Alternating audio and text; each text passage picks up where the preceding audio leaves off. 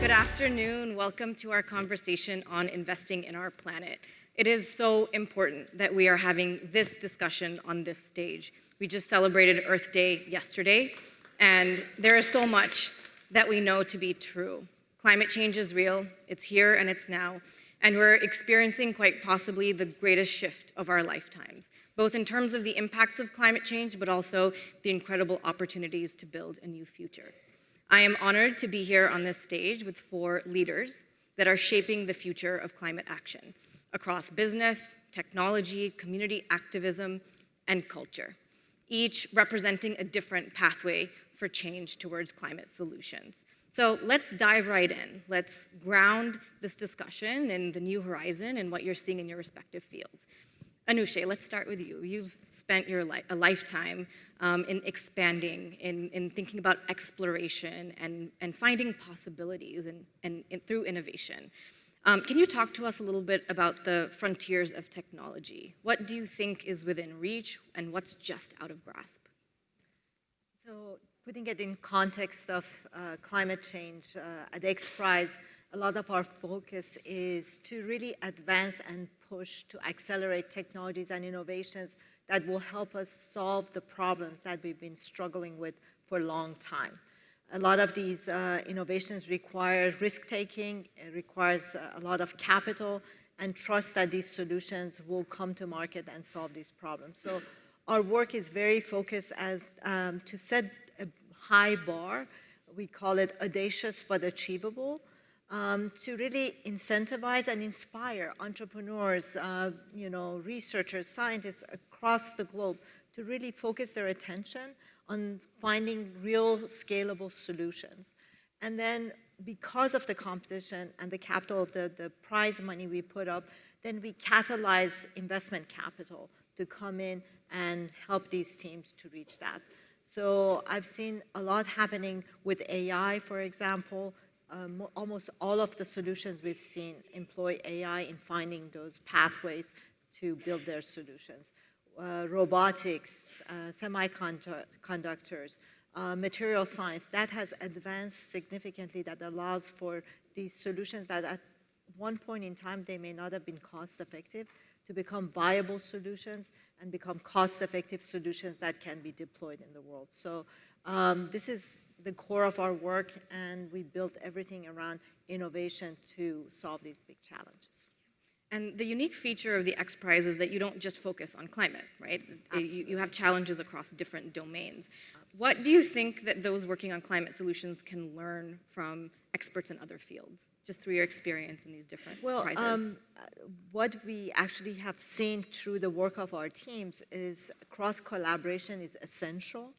When we ideate about the problems we see in different domains, for example, we have climate and energy, biodiversity, health, space, food, waste, water, and the best ideas come when we bring them all together because they all interact and have effect on each other.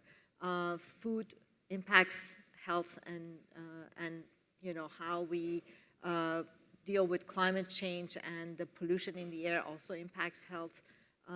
So you can't basically separate a lot of these things. So we see when the teams come together, they have expertise across different domains, and also geographically, our teams are very diverse. Diversity is very essential to really coming up with the best solutions, and people who are on the ground and have knowledge of the problem and how it impacts society and communities, they play a big role to really define viable solution pathways. Yeah, wonderful. Thank you, Anushay. So when we look at technology, a big part of it is the innovation that's required, but then we also need to scale, and we need to find mechanisms to deploy those technologies or those innovations. Kara, you are at one of the largest corporations in the world, touches almost every sector on the planet, every country probably on the planet as well. And you're also making deep investments in new technologies. Where do you see the biggest opportunities? Is it AI, supply chains, energy, or something else? All of the above. I think that one of the most exciting things about being both at this moment at time and in the industries that we're in, and having the scale and the size and frankly the success of a company like Amazon is one, we operate on a number of leadership principles. And one of those is that size and that success bring a broad responsibility. And so we really do believe that we want to use our scale to bring solutions. And I think that word audacious is a great one, that we want to test and trial and use our own plays in those industries to, one, figure out what's working, how do we improve on that, and how do we utilize technologies internally at Amazon, learn, test, trial, develop, and share that information very quickly. We committed to being net zero carbon by 2040, but we also invited others to join us in that climate pledge, and we now have over 550 companies that have signed on to that and are doing that with us. And that's very important, because if we're going to transform industries together and we're going to bring solutions to cost parity, we need that kind of scale, not only our own, but within industry. And so examples of that would be things like in the built environment, which comprises about 40% of the world's global emissions.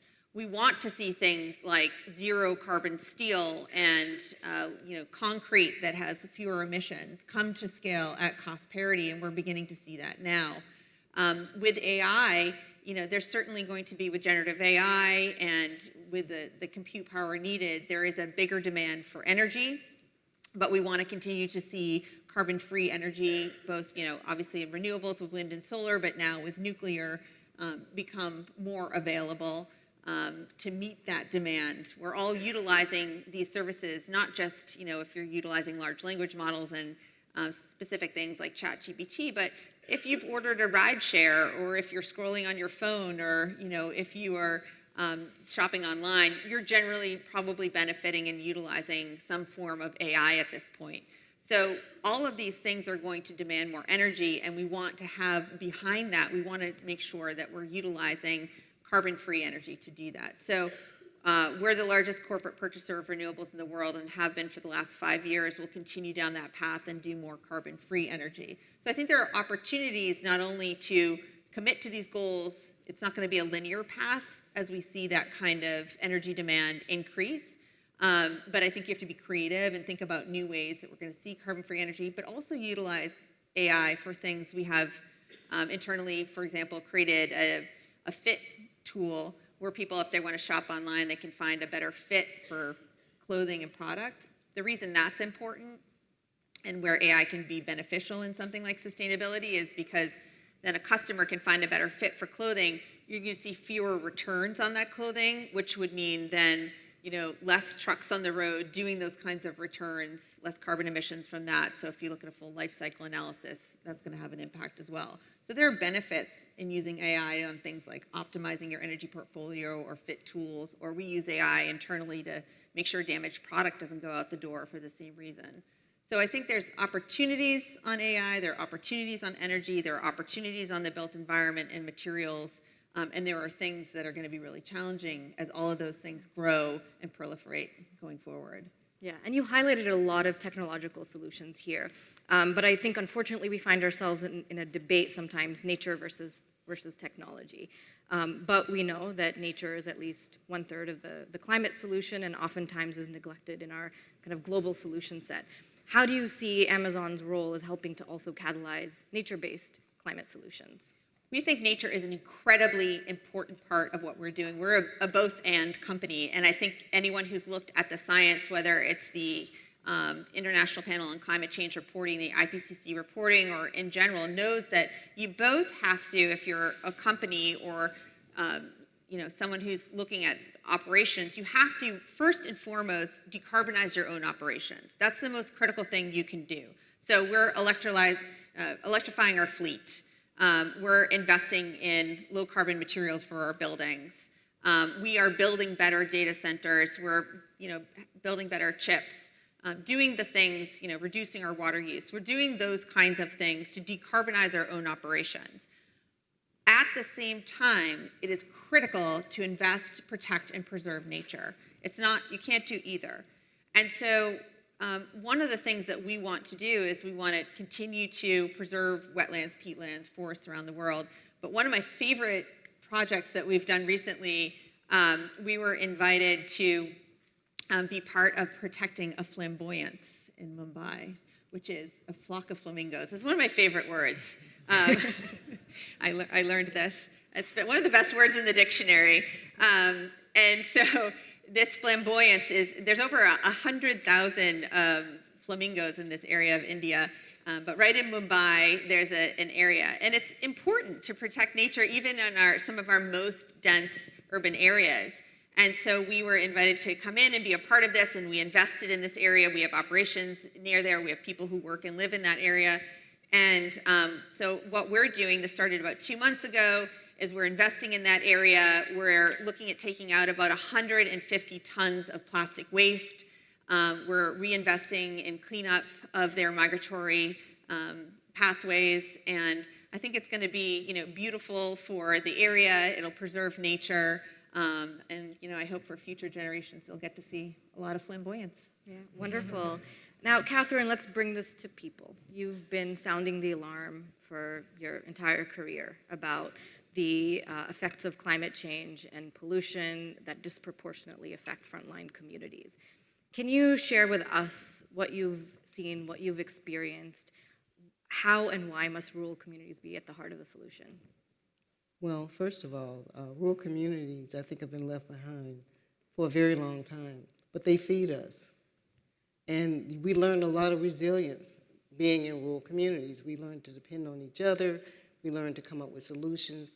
I think a lot of the technological solutions that we were seeking as it relates to climate change could also be in rural communities, because there are people there that have a type of aptitude that you don't see in other places, because they have to learn how to keep that tractor running, because they can't run to Home Depot or someplace and get a part. So in our particular area, I'm from Lowndes County, Alabama. Lowndes County has been in the news a lot because we have a sanitation problem that exists throughout rural America, but especially in Lowndes County is noted because of Lowndes County's history and who lives in Lowndes County. And we actually filed a Title VI complaint with Health and Human Services that DOJ investigated under the Biden administration. It found that the Alabama Department of Public Health had ignored this problem for a long time. And a resolution was reached, and it was historic because it's the first time it had ever been done using Title VI to arrive at an environmental justice solution. However, it's not just environmental justice. I think it's justice that every American should have access to sanitation that works. And recently, the DOJ just announced they were ending that agreement because they saw it as a DEI initiative. And I believe for them to say that, first of all, that's why it's important for us to have community engagement. We shouldn't have people in position making rules and regulations that don't know what raw sewage on the ground looks like, that have never been to a rural community, and are trying to send things and have policies in our communities that impact us and don't know what the impact is because they've never been there. And that's why I think it's very important for us to have, I see some people in the audience that can speak to this just as well as I can from St. James Parish in Louisiana. That's kind of like the heart of the EJ movement for a lot of us. But we definitely have to make sure that as we seek these solutions, that we don't leave rural communities out, because most of America is rural. Most of America, most people live in cities, but if you look at the area of the United States of America, it's rural. And it's very essential to whatever climate solutions that we find, because out of this, if we don't do that, the next pandemic is not going to start halfway around the world. It can start right here in America because we have children playing around raw sewage. Well, we would be remiss to not address the political reality of what we're experiencing in this country. How are you and your communities fighting back? What are some of the opportunities that you see to counteract some of the rollbacks and some of the backlash that we're seeing to both DEI, ESG, and broader climate sustainability issues? Well, we're continuing to speak up and speak out. If you know anything about Lowndes County's history, we've always been marginalized, but it never silenced us.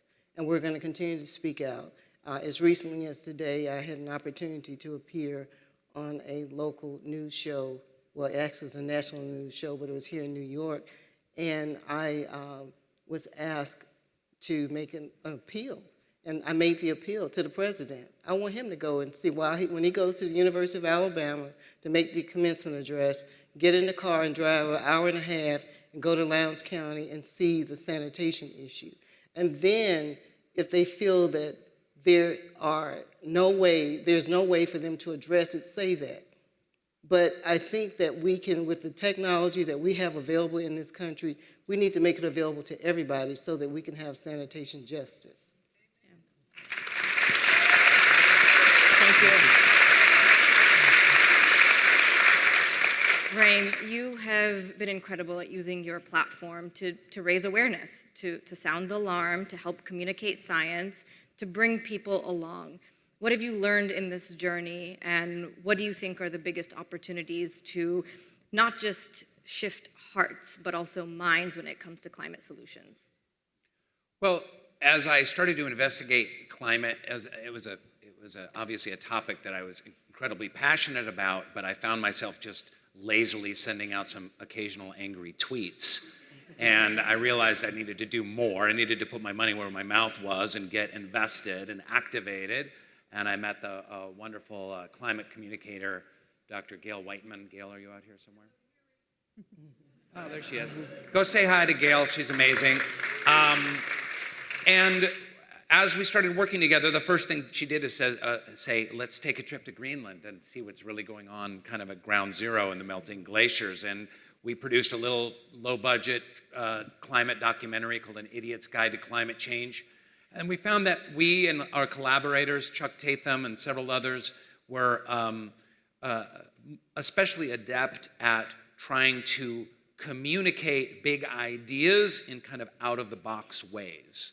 And I think that one of the failings of the climate activation community is poor communication, and either preaching to the choir on people that are already on board, or else kind of shouting into the wind of science deniers. But how do we reach the people in the middle, what we call the movable middle? That's what we're trying to do at Climate Base Camp, is reach them. And how do you do that? You do it through the arts, with music, with comedy, using social media, online activations, in-person activations that are memorable and sticky and help deliver a message in a way that doesn't feel kind of preachy and tragic. Yeah, and how are you confronting the climate anxiety that so many young people are feeling? What are some of the narratives or programs that you've created that help inspire and give agency back to people? Yeah, that's a great question. You know, agency is a tough one. You know, I know even for myself, like, we always come back to this idea of, well, what can I do? You know, and for a while it was like recycling. Oh, we did some recycling, yay. Well, that didn't work out so great. But, so one of the things we want to encourage people to do, we have one campaign called Performing Hope, where we're getting, we have done several, and we'll be doing several more kind of arts activations, installations to reconnect people with nature. I think that's really important, because sometimes climate just feels very removed from the fact of what it is we're trying to save, to preserve, to love. We have another campaign called Save the Flavors, also Save the Things You Love, where people can get on board in various ways to save things that are going to be taken away from them because of climate issues, like chocolate and vanilla and pistachio and coffee and hockey, you know. And I think, but even what's more important is, like, underneath everything that we do is about community building. It's true, like, by ourselves we can do very little. But if you come together even in your family, even in your cul-de-sac, even at your church, even at your school, even in your town or county, and make changes with votes and with dollars and with consumer spending, you can start to make a difference. Yeah, wonderful. Thank you. So we're going to be soon running out of time, but I wanted to give each of you an opportunity for any final comments. But more importantly, everyone that's listening in, what would be one either point of inspiration or hope or a breakthrough that you're excited about or a call to action. Kara, let's start with you. Sure, I'll say two things. One is that I think I want to re-emphasize a message, and maybe following a little bit, Rain, on what you're saying, is I think sustainability does not have to be a series of bad trade-offs. It can be delightful and fun and sometimes a better experience. And so, we want to promote the solutions that, sustainability can also be, it can be a better, more luxury experience. You can have better clothing and that feels better on your skin and is without chemicals. And you don't have to know all the time that it's more sustainable. So a lot of what we're doing is we're building better buildings with, concrete that has lower emissions and better steel. You don't have to know that you're in that building necessarily.